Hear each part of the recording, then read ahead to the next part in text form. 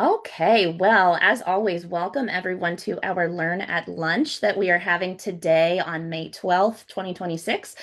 We are so fortunate to have with us Dr. Jacqueline Hudson from the Filson Historical Society to talk to us about getting connected and staying connected in these really challenging cultural times right now. I'm going to introduce Jackie but first, I'm going to drop into the chat information on our upcoming programs and also information on our upcoming conference that we will be having in Paducah that will be happening in June. So be sure to check those out. And I'll be monitoring the chat if you all have any questions for Jackie that you want to drop in there as we go along. I'll also ask for questions at the end. But Dr. Jacqueline Hudson is the African American History Program Manager at the Filson Historical Society in Louisville, Kentucky. Dr. Hudson is a museum professional and historian with experience in the museums and historic preservation fields. She previously worked at the National Blues Museum and the National Underground Railroad Freedom Center. She earned a doctorate in American Culture Studies from Bowling Green State University and received a public history graduate certificate at the same institution. She also has a certification in historic preservation from Goucher College. She presented a TED Talk that explored Black history and culture's rightful place in the history of the United States. She also produced exhibitions on social, musical, cultural, and historical interventions, pardon me, in the United States and consulted on 3 historical markers in the state of Ohio. So, as you can tell, Dr. Hudson is a huge asset to our community here in Kentucky, and we are lucky to have her presenting to us today. So, I'm going to hand this over to Jackie and take it away, Ms. Hudson. Thank you, Jessica. All right, let me share my screen. All right. Can everybody, well, I guess gonna take a minute for it to come up. All right. So everybody can, okay, great. So let me hit this button here. And why, there we go. Okay, there we go. Okay, great. Um, Good afternoon, everybody. Like Jessica said, my name is Dr. Jacqueline Hudson. I am the African American History Program Manager at the Filson Historical Society in Louisville. But stay tuned because I'm going to have a new job title change very soon. So stay tuned for announcements on that. And also not only the title, but also the program that I lead here at the Filson. So without further ado, welcome to my webinar titled, So You Want to Stay Connected, Networking and Relationship Building in Current Cultural Spaces, where I'm going to help everyone to rethink how they connect, collaborate, grow in a changing field, such as within the midst of tightening budgets, political pressures, and shifting partnerships. It begs the question, how do we reimagine networking in 2026? So this is going to be the agenda for today. I may go back and forth. I may not go in order, but I promise I'm going to cover everything. Um, so about me. Um, like Jessica has said, and I just said, I am the African American History Program Manager at the Filson. I have all these credentials of a PhD in American Cultural Studies at Bowling Green State University in Bowling Green, Ohio. I have certificates in public history as well as historic preservation. My skills includes historical and cultural curation, content development, and interpretation at public history. In public history programming, I've worked in both private and public sectors. My research interests is include telling stories about Black history and culture. I forgot to put this on my on the slide, but I am definitely a pop culture girly. I'm sorry, let me rephrase that. I am a Black popular culture girly. So I've written scholarship on various publications on public history and Jessica said, I've consulted on 3 successful historical markers, and I am a certifiable introvert. That may be a surprise to some people, but I'm a very much so an introvert. And this image right here definitely explains what my personality is. I am introvert that loves people. So that's very shocking to people. I become an introvert when I have to become an introvert. So I'm gonna talk about that a little bit more in the presentation. So the art of networking. How would you define networking?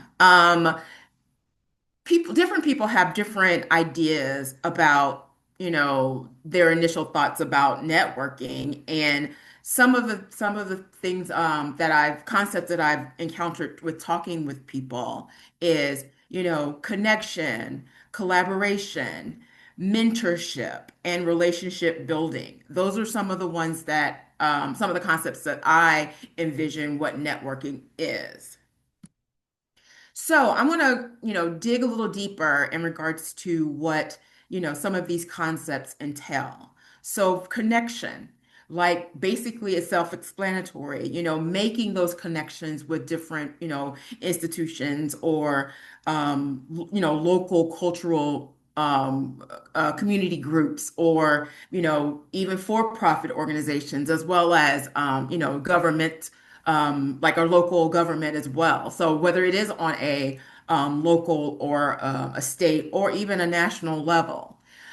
Collaboration is very important. I know that we all, in this field understand that, no, we don't work in silos. We collaborate not only outside of our organization, but within our organization as well, thinking about how we can collaborate to make our institution better or how we can, strategize on, touch points on different, programming or different strategic planning and making a better a better, I guess, profile for our institution.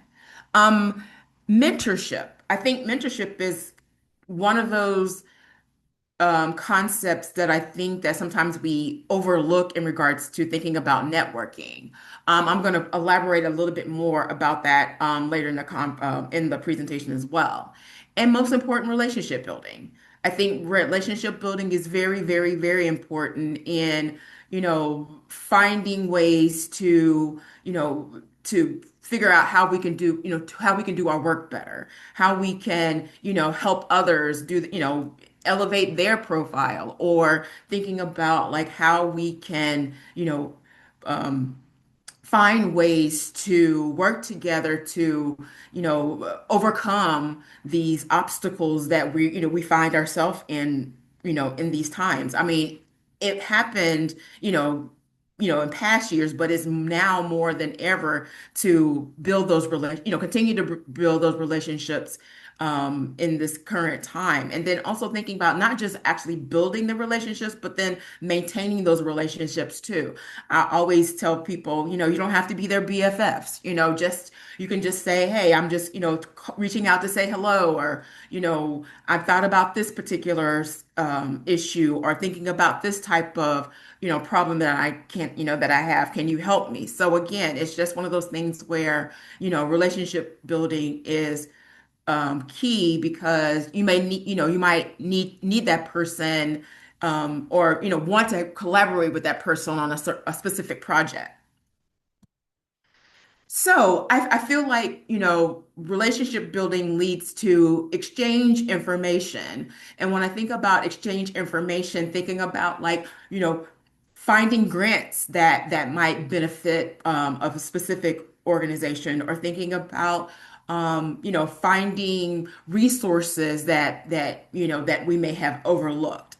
Thinking about like, hey, I found out that, X, Y, Z is going to be at this event. You might want to talk to them about X, Y, and Z. So again, just a simple fact of exchanging information is very important in regards to relationship building and sharing ideas. I mean, like I've had, like thinking about when I was putting together an exhibition here at the Filson, I don't say I had a disadvantage or, but I was not born and raised in Louisville. And so I was working on an exhibition and, I had a couple of colleagues say, hey, you should reach out to this person to find, to tell this story, or you should reach out, or you should, find this particular document in our collection to tell this specific story.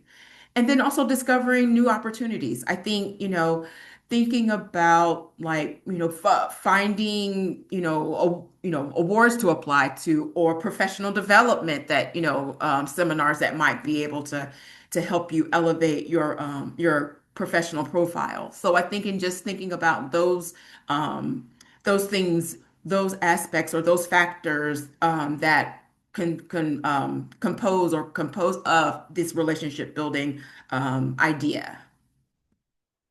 What might be a reason not to network? I know networking can be a very overwhelming task, but if you become strategic about it, I think it'll be a lot less cumbersome in regards to the art of networking. And some of people say it's time consuming, don't know how, not a people person. What's the point? So some of these things that I've encountered of reasons why people do not network. And I think, networking can be time consuming. But if say I'm going to, reach out to, you know, two people this week, or think, I'm going to reach out to, four people this month, to, you know, having that so it won't be overwhelming. Don't know how. I know that's, I think that's one of the number one reasons why people don't network is because they don't know how. I feel like, I feel like the person that you want to meet probably have that same trepidation. So, of meeting, other people too. So, somebody's got to start somewhere. So, not a people person. Like I said from earlier, contrary to what people may believe, I am definitely not, I'm definitely an introvert. And so, but in my role, I have to be public facing. So I find ways to, make those introductions and then also making those connections and finding a common thing, a common interest or something that that person likes and then start off with a conversation. I know that small talk is not everybody's thing. It's not, I'll be honest, it's not my thing either, but I always find, I always go to the go-tos, like, how's the weather, what do you think about this weather? What do you think about this weather right now? Or, did you hear X, Y, and Z in the news? Or, think about, I'm literally looking at Jessica right now, thinking about what did you think about history being made at the Kentucky Derby? So again, just thinking about those, small little things that can have that entryway. And then what's the point? I know, people think that networking is not, I guess, I always like not really sexy, but I think it's important because you can't sit here and do the work all yourself. I mean, you have to lean on other folks. So again, maybe like if you're not a people person or like why do you think maybe you can get somebody to make that introduction for you. I've done it all the time and I still do it because I mean I don't know everybody.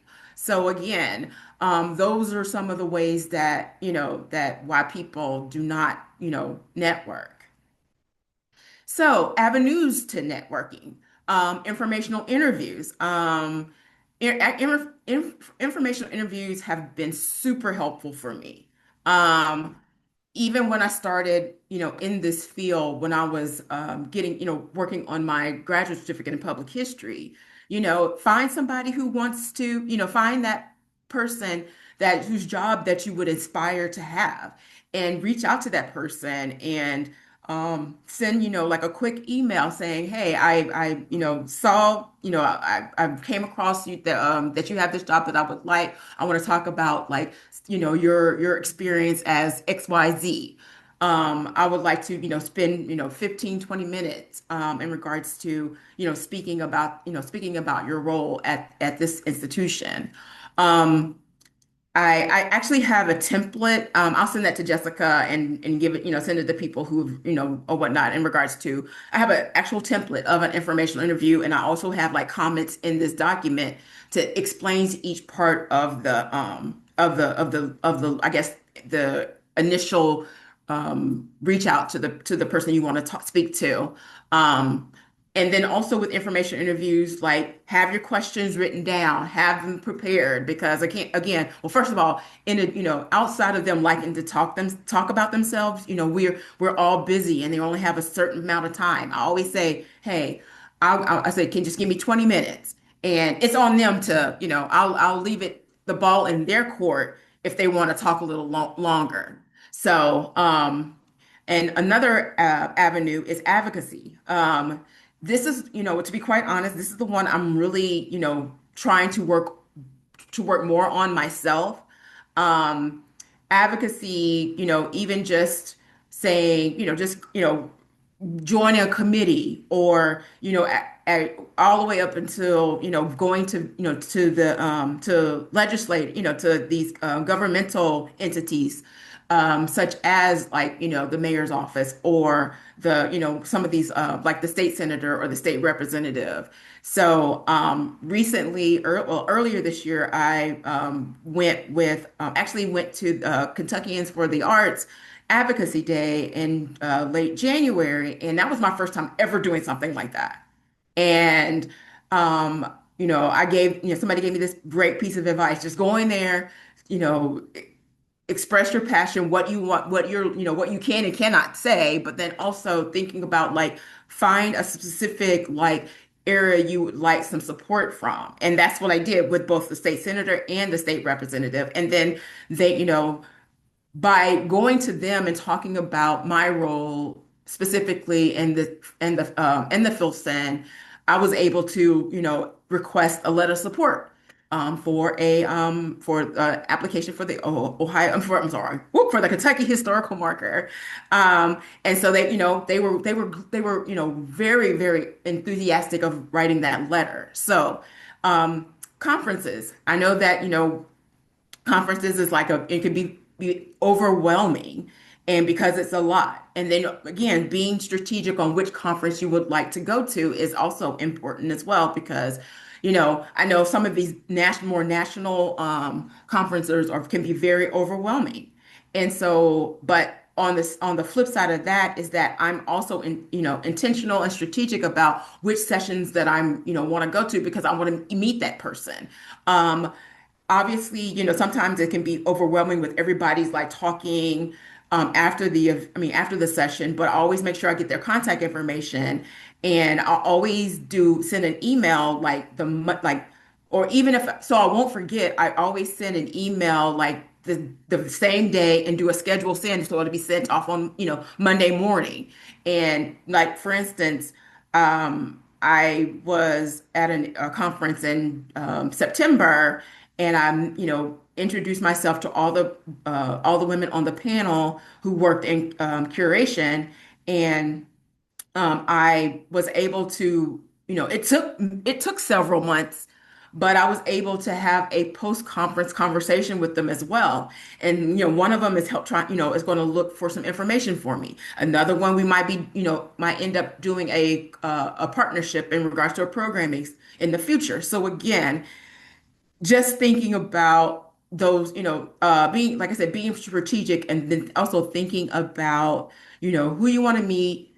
And then also, people always have that whole, hey, let's connect after such and such. And I always make a very, I always joke saying, oh, don't worry, I'm that person who will email you or whatnot. So, and then also, maybe gently follow up if you don't hear from them without being, annoying at the same time.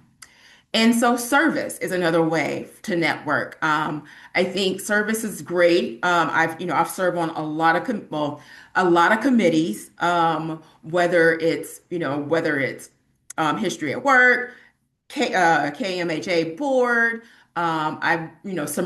serve on consulting committees. So I serve on many different um, committees in the field to extend that networking connections in regards to different aspects of the public history field.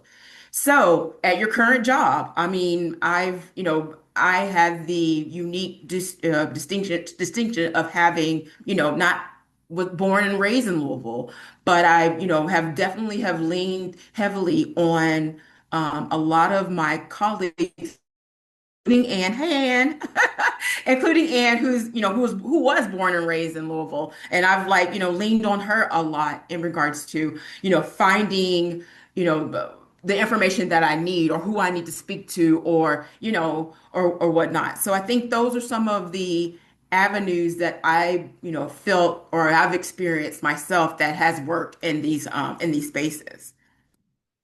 So other types of networking is being the connector is and being a mentor mentee. So I love connecting people. I even connect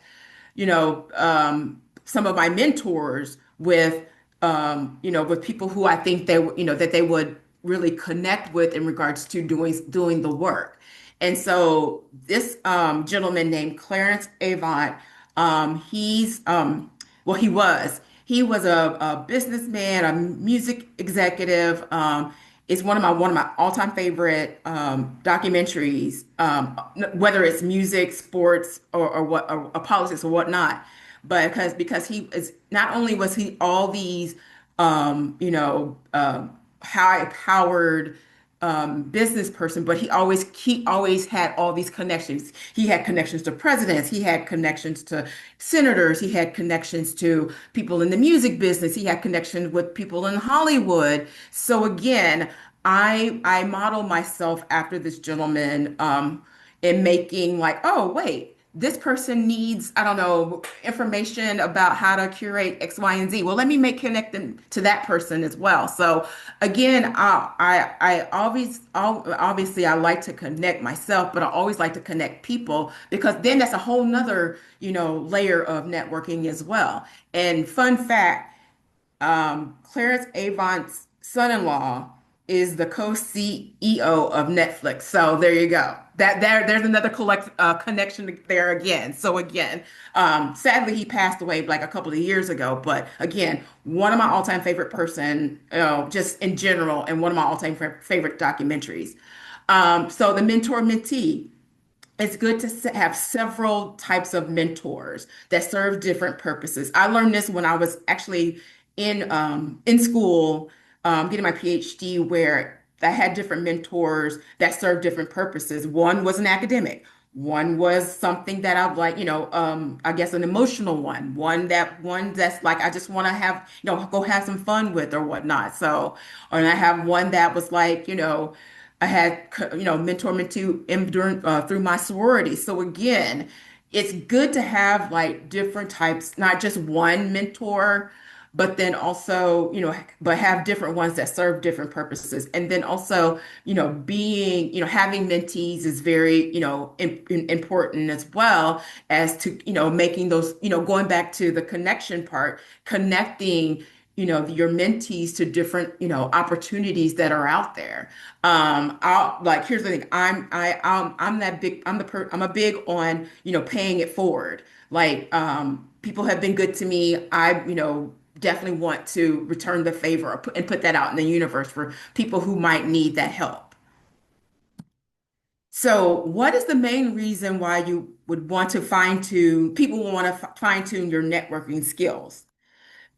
Understanding the industry better, open more opportunities for you or for your institution, need more professional development help, putting your networking skills into more practice. So those are some of the things or some of the ideas that I, feel or have had conversation with people on how to, why you want to fine tune your networking skills. I think, understanding the industry better. I think, for me, networking with, Black women who are leaders of these public institutions have given me a better understanding of how to, how to lead an institution as a Black. So again, but then also thinking about opening more opportunities for yourself as well as your institution, thinking about like what partnerships that we can, collaborate with. Like even working, I'm kind of sort of putting Zach on the spot, but I actually collaborated with Bailey at the Louisville Slugger Museum in regards to a program on Black baseball players. So again, just thinking about opening that better profile for the Filson in these spaces, and then need more professional development help. I think, I always, classify myself as being a lifetime learner. I always am open to finding more skill, professional development skills for myself. I mean, I have a whole PhD, I have all this education, and I've had a lot of experience, but I know that there's a lot out there that I do not know or I need to hone my skills on. So again, that's where the networking situation comes in and putting my networking skills into more practice. That goes back to me being an introvert, thinking about like if I'm passionate about this particular topic or I'm passionate about or really wanting to learn this new skill, I have to learn to say, hey, Mr. Smith, I'm looking to, understand budgets at a nonprofit or more specifically an institution or a research library. How can we sit down and talk about, your experience in X, Y, and Z? So again, some of these things are what I have done in regards to fine tuning my networking skills, and you can do that as well. Other things to think about regarding networking. Think outside the box. Think of something, find ways that are not like the norm that might work for what that might work for you're developing that relationship like like literally I just said about I'm a Black woman who wants to be at some point become a leader at some I mean official leader in an institution, but thinking outside the box, thinking about like having those conversations with those Black women leaders and finding out what they're, what challenges they've had in these spaces. And I think I've said throughout the presentation is to be strategic. Like, I think it's very important to be strategic. You want to find those spaces where, that will help elevate your profile or elevate your institution's profile. How to small talk. I, mentioned that earlier.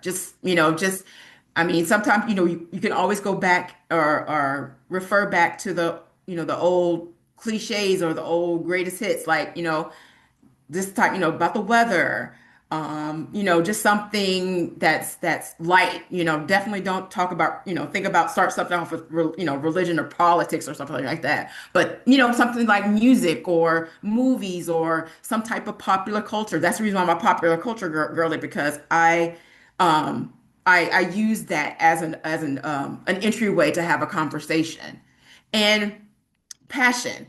You know, expressing your passion and knowing your passion will help your networking skills. I think, see people who see your passion about a certain topic will be, it will shine through and it'll help you, talk about X, Y, and Z.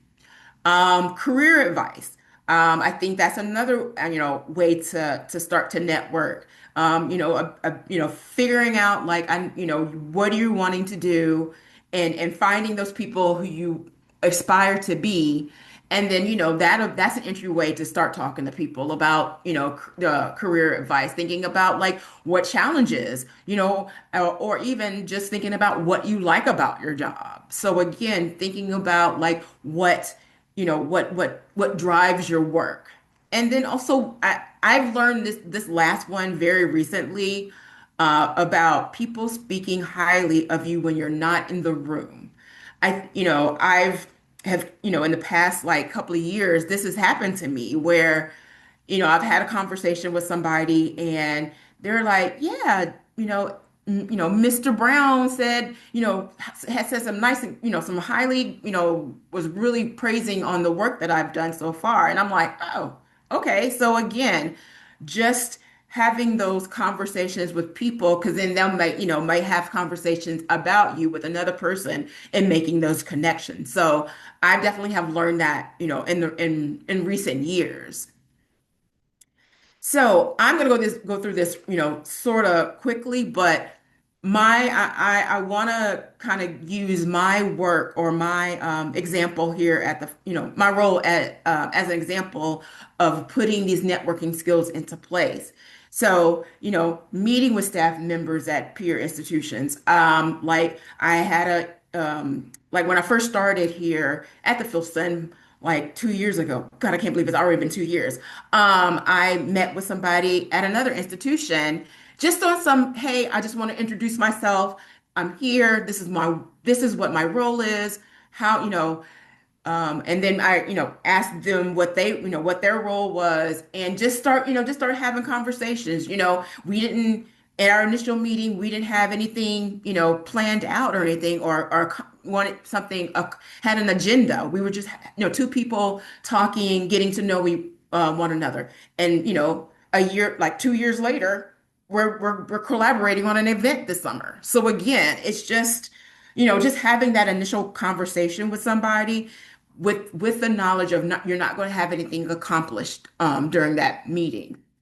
Visiting grassroots organizations, even having, looking at these organizations where they're elevating these communities, and more specifically, Black communities, and like reaching out to some of these organizations that are helping, like the Black family or Black women, or thinking about like social and civic action. So again, some of those institutions that are local and their grassroots. And, I think, reaching out to those organizations is a good way to, like develop those networking skills, but then also maintaining those relationships. Just, you may never know. I've actually had, um, partnerships with some of these grassroots institutions, and I'm looking to find more. So, cold emailing other institutions across the state. I've reached out as far as Western Kentucky, and I've, reached out to other institutions that are, primarily volunteer based. Again, just not going in there with an agenda, but just to say, hey, I'm here at the Fulson. This is what I do at the Fulson. You know, let's keep in touch. I'm pretty sure there'll be a situation where we'll be able to collaborate in a future date. Um, Also visit local visit local community members who have deep-rooted connections to the history of the area. That has been very helpful for me in this role that I have at the Fulson. Like I've, you know, have had, conversations with, individuals who've been in Louisville all their lives, and they're in their, they're almost in their, 80s and 90s, thinking about like the who are making moves in the, in this space, and visit them and like, have a coffee, or, have a Zoom call, or have a phone call. I with most of the time I've actually had phone calls with with my elders. So the phone has been the one form of communication that I've sorely rely on, because some of them are not really tech savvy. Serve on state level boards and committees. Like I'm on the KMHA board. I've, looking to serve on different other types of similar committees as well. Advocacy Day. That's what I, mentioned earlier about going to the Kentuckians for the Arts Advocacy Day. And service. I've, served on the board, KMHA board. I serve on another committee where I'm collaborating with a local Black community in Southern Indiana to do some research on their history. So again, just going out there and performing these services will definitely I feel that will get you in a better space in regards to making more connections. And here's some resources that I found in regards to honing your networking skills. So I will, like I said, I'll give this this presentation to Jessica, and she can send it to everyone. And that is it. Thank you very much for attending this webinar. Jackie, thank you so much. This was so informative. There's so much to think about here. And Zach had to leave a little early, but he said lots to think about and put into action. And I could totally agree with what he said. So I'm going to open it up to questions, and I'll start with one of my own. One of the things that a lot of emerging professionals or mentees that I've had, one of the things that they say most often about networking is that it feels so inauthentic sometimes, and that it's really hard to establish a baseline for like true authenticity and instead of just handing out business cards. Uh, Mhm. you know, so what is something that you would say to an emerging professional if they came to you with that statement? So, I mean, be yourself. Hey, I mean, and then also just say what you want to say to the like what is I'm not gonna say agenda. Agenda sounds really bad, but you're looking for an answer. I'm in this field for a short period of time. I'm looking to X, Y, and Z. I mean, because I mean, just I would tell the mentee that because that's another human being on the other side of the receiving end too. Like, I know it can be intimidating, it could be nerve-wracking, but then also for me, I feel like it shows initiative. As you know, Jessica, we work in this field where we do not sit at a desk all the time.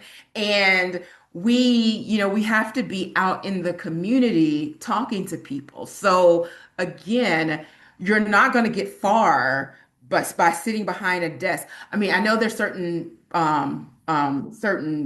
positions in the field that are desk, related, but for the most part, I mean, and to be quite honest, I mean, I feel like that's cutting it kind of close too. So again, you for example, like an archivist, granted they spend a lot of time, in a room with objects and in front of a computer, but then also you can meet other archivists that might have some information that you're looking for. So again, I just feel like, my advice to telling these mentees is to say, like, I just don't feel like it's on. I mean, to be quite honest, I don't feel like it's inauthentic. I think it's like I mean I'm going. I mean but I'm a different person though because if I'm gonna ask, I'm gonna go for what I want, and I'm gonna ask that. So I'm not, I'm the total opposite of that. So again, yeah. So I feel like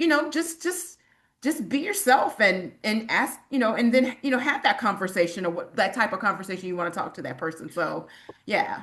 Yeah, I think it's inspiring to hear you say just be yourself. That seems like it's a no-brainer, but it's Yeah. not always a no-brainer in professional spaces. A lot of people mask, with these professional masks that they think they're supposed to have in order to, yeah, seem professional. And that's fine sometimes, I guess. But for the most part, like the most success I've had with building relationships has just been being my weird Muppet self, and I am more attracted to people and want to help people more who I sense are being themselves fully and authentically. I blame technology to be quite honest. Mm, Just being honest. I just blame technology. mm. I mean, I mean, don't get me wrong, I am not above not being on my phone all the time or being in front of a computer, but I know when to turn it off. Like, I mean, I used to be on social media a lot, but now I've been off social media for quite a while, and I mean, I'm on it, but I'm not on it as much as I have been prior, and it's like it's been a game changer for me. Like I don't feel like I have to, and it forces me to talk to people, you know, quote unquote IRL. So Does anybody else have other questions for Jackie? Yeah, Jim. So, Jackie, I have the question that launched a dozen Forbes and Business Insider articles on this side of the pandemic. And usually you hear either the pandemic invoked or Gen Z, and it's kind of hating on them and stuff like that. So, I convene my organization's monthly, very optional after work happy hour. And it's always the usual suspects who show up.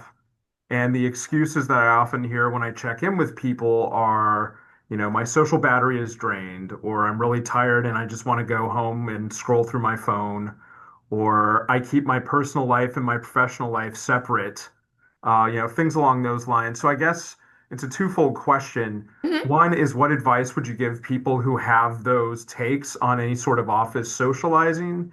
And secondly, what advice would you give me as somebody who's responsible for trying to welcome people into an event space like that? And we've tried mixing it up. We do non-alcoholic venues, we've done family-friendly events. Sometimes we mess with the schedule and try and give a little more, options in terms of when we meet. And it's always with medium success. So anyway, do you have any thoughts on the matter? I have thoughts. I'm gonna be honest. I've had Jim. I've done all those excuses too, but I think about the end game. I think about the end game on what I'm trying to achieve by doing, going to these after work, you know.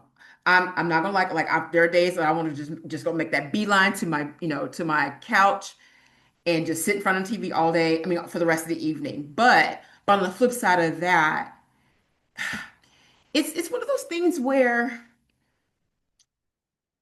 it's you got me stumped, Jim. I'm like, I feel like that you like I guess my thoughts is that I know this is gonna sound really silly, but I mean you have to fake it till you make it at sometimes, I mean it's the nature of it's the nature of the reality of being, in this field, but I mean not just in this field, but just any field, or networking in regards to like like after work situations or socials or whatnot. But I mean it's I guess you would want to, you have sometimes you have to just have to play the game. I mean, you have to be real with that. You have to be real with that. You just have to play the game. I mean, or here's the thing, or maybe say, hey, I'm going to go to this particular social for 45 minutes, and then after that, I'm leaving. At least say you give yourself a limit. I mean, and I've done that I did it for myself all the time, is that I give myself a limit and I'm like, okay, after 45 minutes, I'm going home. So again, but then on your, the other side of the coin is that, yeah, it's hard to find an activity that that everybody would be excited about. And I don't know, maybe, like I think a lot of people like I mean, I'm going to sound like a broken record, but I'm a pop culture girly. That I feel like that's my end. That's my end. That's my, my way in on having conversations with people because most of us watch TV. Most of us watch, listen to music. Most of us, I mean, not everybody watches the same thing, but and that's one thing I miss about pre-social media, pre-internet is that we had a monoculture where everybody was, talking about the same thing, but now it's a little different. It's a little different because, we have all these niche things here. So again, I just feel like you just gotta you just gotta dig a little deeper, Jim, to figure out what everybody would be interested in. Maybe some type of I don't know if you have tried this before, but maybe some type of history thing. history theme or something like that, but nothing, sad or depressing or whatnot, but something fun. Maybe that's something that might be a way in. I mean, it's hard. I agree, Jim. It's very hard. Well, and I love what you said early on. Essentially, I've said to people before, socializing doesn't always go easily. Sometimes it's work, and sometimes you have to accept it's work, put yourself in those spaces, and know that it's not going to go easily or well early on. And, I've said to some people before, not necessarily in this, particular situation, but just broadly speaking, the people who you will be competing against someday for promotions or other jobs are out there hustling and networking at the events that you don't want to attend. Yes, that part. That part. I so agree with you on that. I so agree with you on that. Like and then also think about like, I mean, it's not going to be a guarantee, but think about the long game. Think about like me attending this event. Like I'm gonna be honest, sometimes I go to the event, so I want people to see me. Like I want people to see me. I want people to know that I'm invested in just in history, public history, period.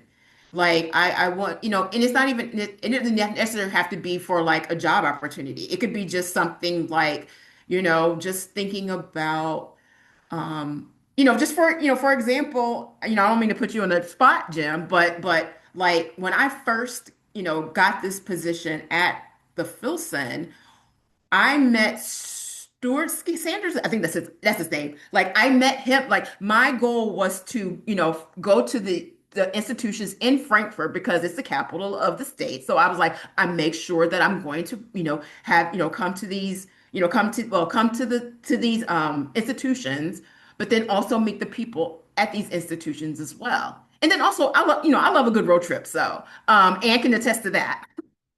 Love a good road trip. So, I mean, and I feel like road trips don't have to be like hours. It could be 45 minutes because that's how approximately how far, Louisville is to Frankfurt. So again, it's one of those things where what is my end game or what is my long game in regards to doing these, visiting these events or at least just coming to visit you all. Yeah, one of the things that I'm always consistently surprised by is that I always have this assumption of certain places or certain people. We all do because we're human, but you never know who or what is going to inspire you. Yep.